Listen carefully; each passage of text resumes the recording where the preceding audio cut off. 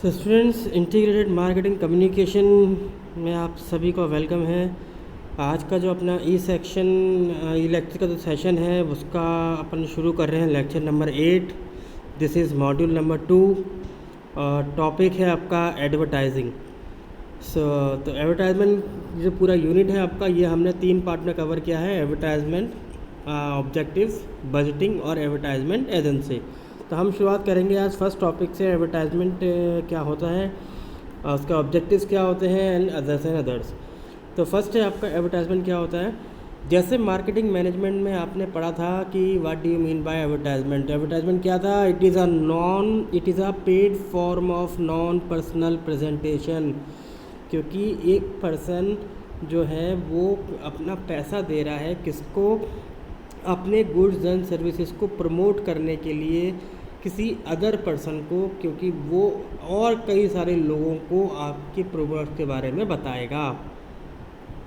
तो ये non personal क्यों है? क्योंकि ये किसी एक बंदे के लिए नहीं होता, ये आपके लिए नहीं है, ये मास पब्लिक के लिए होते हैं, number of millions of persons के लिए हैं।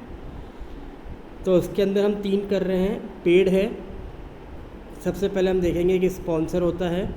स्पॉन्सर कौन होता है? एक कंपनी जो कि अपने प्रोडक्ट और सर्विसेज बनाती है और अपनी इंफॉर्मेशन किसी को पहुंचाना चाहती है, तो वो हो जाती है sponsor. It is a paid form, क्योंकि एडवर्टाइजमेंट जो होता है वो बिना पैसों के नहीं दिया जा सकता, क्योंकि आप चाहे कोई भी मीडिया यूज़ करें आपको उसमें पैसे उनको देने पड़ेंगे। नॉन पर्सनल क्यों है? क्योंकि ये मास पब्लिक के लिए है, किसी एक सिंगल इंडिविजुअल पर्सन के लिए नहीं है। तो ये क्या है? एक पावरफुल एलिमेंट है प्रमोशन मिक्स का, बहुत कॉमन भी है। ट्रेडिशनल मेथड भी लोग उसको कहते हैं कि शायद सदियों पहले से एडवर्टाइजमेंट होता आ रहा है और आज भी एडवर्टाइजमेंट हो रहा है। तो एडवर्टाइजमेंट एक बहुत ही पावरफुल एलिमेंट माना गया है एडवर्टाइजमेंट या आईएमसी के अंदर फॉर प्रमोटिंग द गुड्स और सर्विसेज। यदि हम इसके ऑब्जेक्टिव की बात करें, अगर एडवर्टाइजमेंट का ऑब्जेक्टिव क्या है? यदि आपने कोई नया प्रोडक्ट बनाया है मार्केट में और आपने कस्टमर को बताना चाहते हो कि मैंने ये गुड्स बनाया है, ये सर्विस बनाई है, तो आपको एडवर्टाइजमेंट करना पड़ेगा। अगर आपकी कोई सेल्स फोर्स टीम है, यानी जो आपके पर्सन मार्केटिंग एग्जीक्यूटिव बंदे हैं जो कि मार्केट में कस्टमर को अप्रोच करते हैं, तो उनको पर्सनल सेलिंग टीम को बैकअप करने के लिए, जैसे मान लीजिए एक पर्सन की कस्टमर के पास पहुँच रहे, सर मैं ये प्रोडक्ट मार्केट में लाया हूँ, तो कस्टमर को ये पहले से पता होना चाहिए कि ये प्रोडक्ट जो है मार्केट में है, इसलिए हमें एडवर्टाइजमेंट की रिक्वायरमेंट चाहिए। कि उसके अलावा जिस एरिया, जिस कस्टमर को हमारा सेल्स पर्सनल टच नहीं कर पा रहा, उस तक अपनी इंफॉर्मेशन बता सकते हैं हम एडवर्टाइजमेंट से। अगर हम अपनी सेल्स को इंक्रीज़ कर रहे हैं, क्या करना चाहते हैं, तो एडवर्टाइजिंग जो है आपका बेस्ट ऑप्शन है। और यदि कोई कंपनी अपनी इमेज बढ़ाना चाहती है, गुडविल क्रिएट करना चाहती है, तो भी वो एडवर्टाइजमेंट का सहारा लेती है। तो कई सारे ऑब्जेक्टिव्स आपने देखे। फिर आता है आपका फंक्शंस, क्या एडवर्टाइजमेंट परफॉर्म करता है। तो बहुत सारी एक्टिविटीज़ हैं और ख़ास तौर से हम जिस एरा में जी रहे हैं, मॉडर्न एरा में, यहाँ पे तो अपने हर कंपनी चाहती है कि छोटी सी छोटी इन्फॉर्मेशन भी कस्टमर को पहुँचाई जाए। तो उनके लिए प्रमोशनल टूल्स, और उनके लिए प्रमोशनल टूल्स में भी एडवर्टाइजिंग एक बहुत इम्पॉर्टेंट एलिमेंट है, बहुत इम्पॉर्टेंट वेपन है। किस लिए?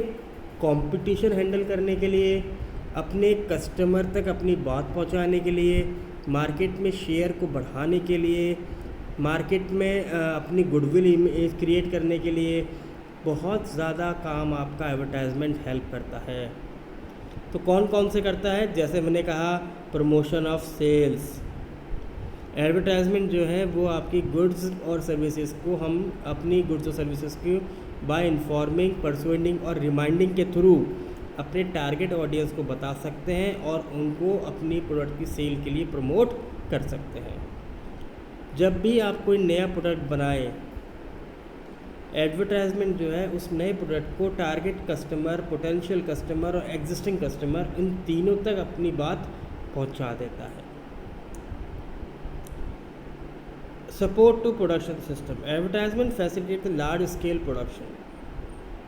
कि यदि मान लीजिए एक कंपनी ये जानती है कि हम लार्ज नंबर ऑफ प्रोडक्शन को कंपाइल कर सकते हैं, बट क्योंकि हमारी सेल्स कम है तो हम प्रोडक्शन नहीं कर पा रहे, तो सेल्स बढ़ाने के लिए वो क्या करेगी, एडवर्टाइजमेंट का सहारा लेगी। सेल्स बढ़ेगी तो प्रोडक्शन भी ईजिली इंक्रीज हो जाएगा। Increase the standard of living, advertising जो है वो कई पीपल्स को एडुकेट करती है regarding the product and there uses. जैसे हमारे स्मार्टफोन्स टेक्निकल प्रोडक्ट्स जिसको भी होते हैं, तो यदि आप हम तक कस्टमर को उसके बारे में इंफॉर्मेशन नहीं मिलेगी, वो प्रोडक्ट को यूज़ नहीं करेगा, वो उसकी टेक्निकलिटी को ही समझता रह जाएगा। और कभी कभार तो टेक्निकल चीज़ें सुनने के बाद वैसे ही परचेज़ नहीं करेगा, तो आपकी सेल्स कैसे बढ़ेगी। तो इसके लिए ज़रूरी है कि आप अपने जो भी प्रोडक्ट्स हैं उसको अपने कस्टमर को एडुकेट करिए कि how to use the product. तो इसमें भी क्या है, आप जब उसके को high product quality of product use करना सिखाएंगे तो कस्टमर की भी स्टैंडर्ड ऑफ लिविंग क्या होती है, इंक्रीज़ होती है। पब्लिक इमेज, एडवर्टाइजमेंट जो है किसी भी कंपनी की रेपुटेशन को अच्छा बनाने में बहुत यूँ कहें कि यूज़फुल रोल प्ले करता है। क्यों? क्योंकि जब कोई बिज़नेस या जब कोई कंपनी अपनी कंपनी की इंफॉर्मेशन कम्युनिकेशन करती है या अपने कंपनी के अचीवमेंट लोगों के साथ कम्युनिकेट करती है, तो कस्टमर्स जो हैं उसकी इमेज को और अच्छा पॉजिटिवली लेके जाते हैं। यदि मान लीजिए आपकी कंपनी ने कस्टमर्स की नीड को सेटिस्फाइड कर रखा है, हम देखते हैं कई सारी ऐसी कंपनीज़ हैं जो बार बार अपने एडवर्टाइजमेंट में कहती है कि we are from 70 years, from 25 years, 15 years, 18 years, 150 years. तो ये लोग क्या बताना चाहते हैं, ये बताना चाहते हैं कि इतने ईयर से कंपनी की गुडविल बनी हुई है, कस्टमर उनसे सेटिस्फाइड है। तो एडवर्टाइजमेंट के थ्रू आप अपनी इन्फॉर्मेशन और अपना कस्टमर का जो फीडबैक है, यहाँ तक कि जो सेटिस्फेक्शन है, वो भी आप शेयर कर सकते हैं और अपनी कंपनी की इमेज बना सकते हैं। सपोर्ट टू मीडिया, एडवर्टाइजिंग जो है वो मीडिया के साथ चलता है, क्योंकि इससे रेवेन्यू जनरेट होती है। ये तो आपको पता ही है, मैंने कहा it is a paid forum.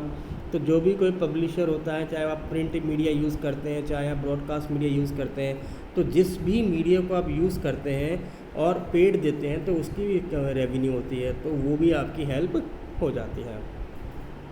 यदि हम सिग्निफिकेंस की बात करें कि क्या सिग्निफिकेंस है एडवर्टाइजमेंट का, तो ये बात तो आप देख लीजिए कि एडवर्टाइजमेंट जो है वो आपकी कंपनी की इंफॉर्मेशन को स्प्रेड करने के काम आता है, आपकी प्रोडक्ट की क्वालिटीज़ को कस्टमर तक पहुंचाने में काम आता है, आपकी कंपनी के प्रोडक्ट की जो प्राइस है वो भी कम्युनिकेट करता है, किस लोकेशन किस पर्टिकुलर प्लेस पे आपका प्रोडक्ट बिक रहा है वो भी आप एडवर्टाइजमेंट के थ्रू बता सकते हैं।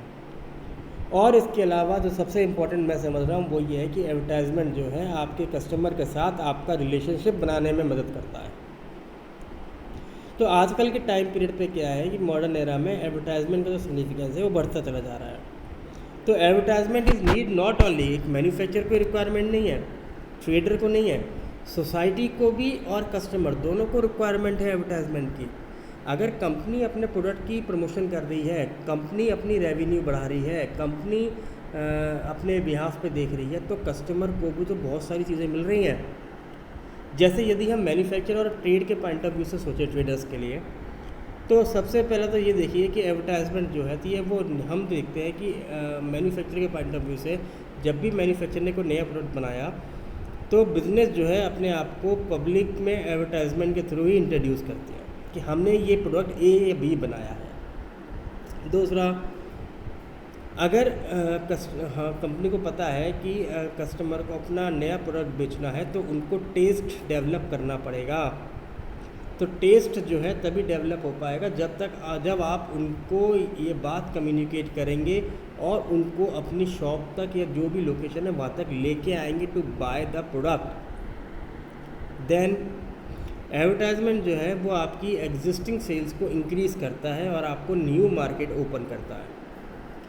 जितना आपके पास बजट होगा, जितना फंड होगा, उतना आप न्यू मार्केट को एक्सप्लोर करने की कोशिश करते रहेंगे।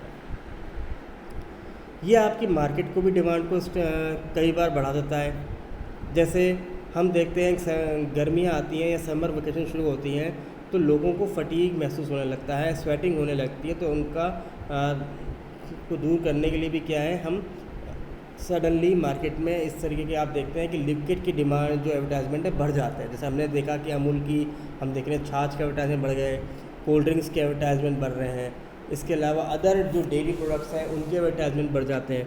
तो एडवर्टाइजमेंट जो है मैन्युफैक्चर के पॉइंट ऑफ व्यू से भी काफ़ी इम्पोर्टेंट माने जा रहे हैं। इसके अलावा कंपटीशन को हैंडल करने में भी आपका जो ये एडवर्टाइजमेंट है ये बहुत ज़्यादा हेल्प कर रहा है। यदि मान लीजिए आप अपने एक प्रोडक्ट का एडवर्टाइजमेंट नहीं करते तो जो आपका कॉम्पिटिटर है ना वो आपके मार्केट को आपसे छीन लेगा, क्योंकि वो तो एडवर्टाइजमेंट कर रहा है, वो प्रमोशन कर रहा है, वो अपनी एक एक इन्फॉर्मेशन मार्केट में पब्लिश कर रहा है, वो कस्टमर तक अपने आप को पोजीशन करने की कोशिश कर रहा है। और आप ये सोच के बैठे हो कि यू आर द गुडविल, आपकी कंपनी है, ब्रांड नेम है, हमें प्रमोशन की क्या रिक्वायरमेंट है। पर एडवर्टाइजमेंट के थ्रू हम कस्टमर के साथ, एग्जिस्टिंग कस्टमर हो चाहे पोटेंशियल कस्टमर हो चाहे आपका टारगेट कस्टमर हो, इन तीनों तक हम अपने रिलेशनशिप को मेंटेन करने में इस एडवर्टाइजमेंट की हेल्प ले सकते हैं। इसके अलावा एडवर्टाइजमेंट एम्प्लॉयज़ के मोरल को भी स्ट्रॉन्ग करता है, उनको हैवी करता है। क्यों? क्योंकि अगर आप किसी नए प्रोडक्ट को मार्केट में सेल आउट करने जा रहे हैं और कस्टमर को उस प्रोडक्ट के बारे में एडवर्टाइज नहीं है तो आपको उसको समझाना मुश्किल है। पर यदि एडवर्टाइजिंग के थ्रू कस्टमर तक ये बात पहले पहुंच चुकी है कि ऐसा प्रोडक्ट मार्केट में है तो आपके लिए काफ़ी चीज़ें जो है ईजी हो जाती हैं to sell out the product. Then आता है बेनिफिट टू कस्टमर। सबसे पहले देखिए क्या है, एडवर्टाइजमेंट के थ्रू कस्टमर को एक तो न्यू प्रोडक्ट के बारे में पता चलता ही है, उसके अलावा एग्जिस्टिंग प्रोडक्ट के बारे में मालूम चलता है कौन कौन से अवेयर है। मेन चीज़ क्या है, उसको उसकी प्राइस के बारे में मालूम चल जाता है। तो according to their need, according to their budget वो अपने प्रोडक्ट को चूज़ कर सकता है। जैसे हमने देखा कि एडवर्टाइजमेंट में मैन्युफैक्चरर अगर अपने न्यू प्रोडक्ट को मार्केट में इंट्रोड्यूस करता है तो कस्टमर के लिए भी क्या अच्छा लग रहा है कि उसको भी न्यू प्रोडक्ट्स के बारे में इंफॉर्मेशन मिल जाती है। एडवर्टाइजमेंट से क्या होता है कि एक हम वर्ड ऑफ माउथ पब्लिसिटी का एक काम करते हैं जिसके अंदर हम एक्सपीरियंस कस्टमर्स के साथ बातचीत करते हैं। तो एडवर्टाइजमेंट क्या है, कस्टमर्स के को आपस में जोड़ता भी है। हम ये देख रहे हैं कि मान लीजिए एक मेरा सेटिस्फाइड कस्टमर अगर मार्केट में बात बोल रहा है कि मैंने ये प्रोडक्ट इतने सालों से यूज़ किया और मैं इसके सर्विसेज से खुश हूँ, या यही प्रोडक्शन या जो प्रोडक्ट कंज्यूम किया तो मुझे ये सेटिस्फेक्शन लेवल मिला, तो अदर लोगों का भी क्या है सेटिस्फेक्शन इंक्रीज़ हो जाता है।